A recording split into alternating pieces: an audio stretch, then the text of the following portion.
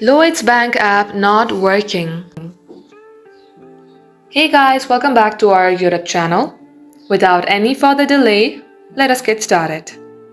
So first of all, if your Lloyds Bank application is not working, then check if it's updated or not. Head over to your Play Store and then here search for Lloyds Bank. Once it is so, if it shows update, tap onto update and update your app.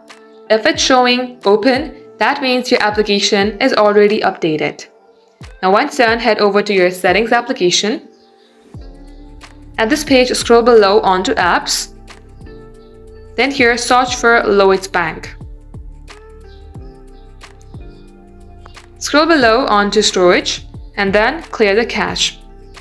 Also clear the data, but before doing so, also be noted this will include all your files, settings, and your saved databases. If you'd still like to delete them, then tap on delete.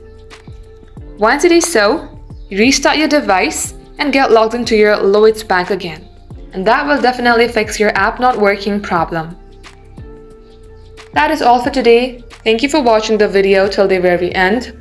If it had helped you in any ways, then don't forget to like and subscribe.